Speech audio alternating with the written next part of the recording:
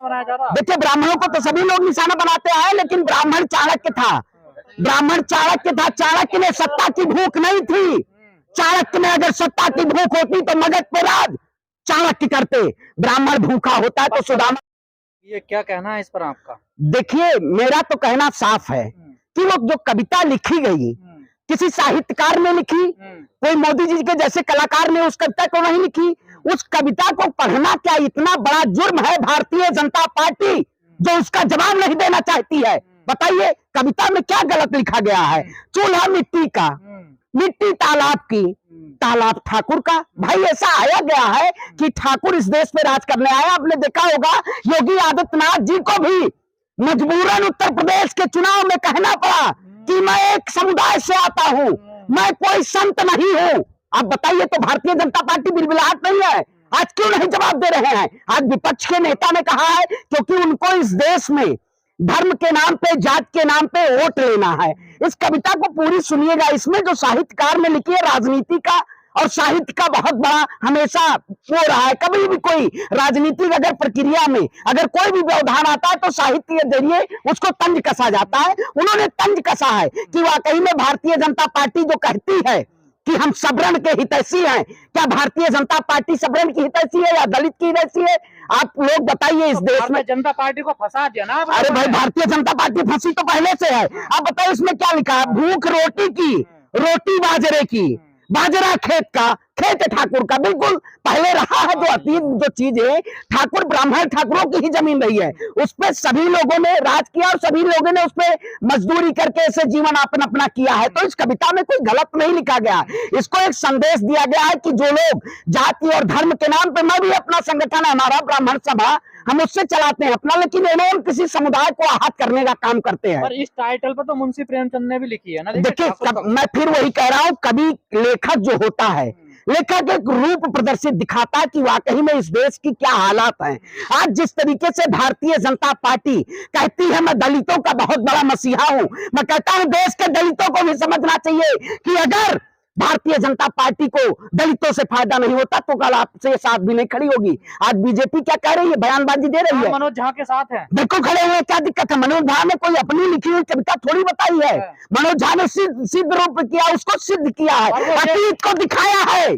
कह रहे हैं कि जो आपके अंदर है, तुम्हारे अंदर जो ठाकुर है उसे मारो। बिल्कुल, किसी के भी अंदर ठाकुर हो सकता है। आपके अंदर अहम है तो आपके अंदर भी ठाकुर है। कोई जाति से ठाकुरवाद नहीं होता है।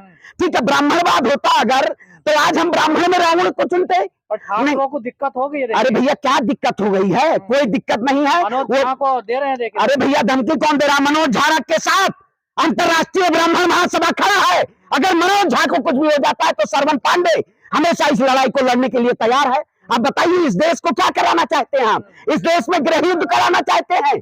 बताइए, इस देश आपको दिक्कत क्या है पहले से ठाकुरों को? अरे भाई, हमें कोई देखिए, मैं कहता हूं, देखिए इन लोगों ने, देखो सत्ता हमेशा यही लोग सोचते हैं सत्ता पे हबी काबिज रहना चाहें।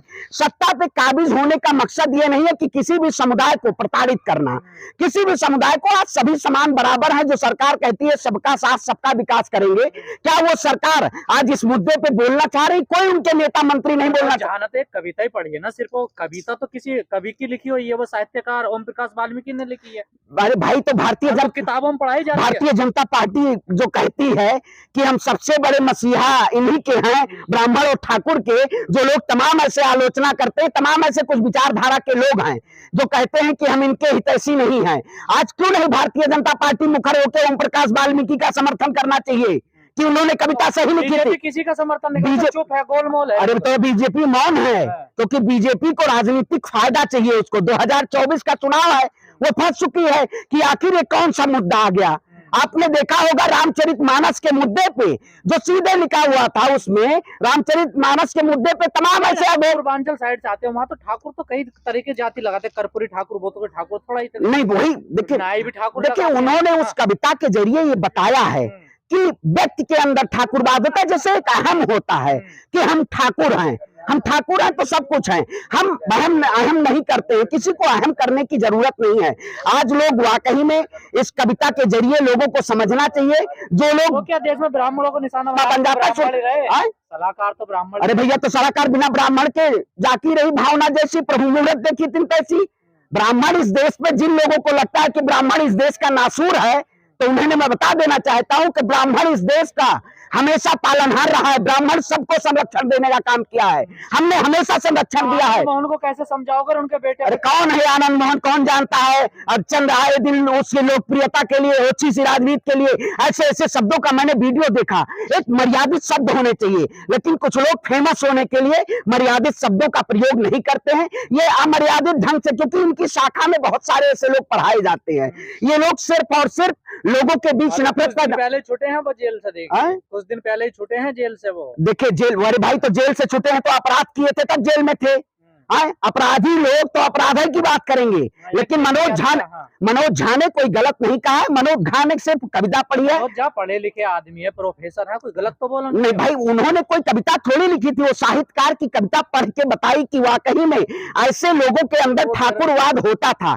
देखिए मैं ब्राह्मण हूँ, ब्राह्मणवाद नहीं करता। महिला आरक्षण से शुरू हुई थी। देखिए महिला आरक्षण को लेकर जो ओबीसी महिलाओं को कोटे में कोटे की मांग को लेकर वो उन्होंने इसका एग्जाम्पल दिया था। देखिए बिल्कुल वही मैं कह रहा हूं, उन्होंने सीधे तौर पे ये दर्शाया है कि वाकई में उन लोगों के ठाकुर जो हैं, जो अपने अंदर अहम लगाते हैं, उनका मर जाना चाहिए।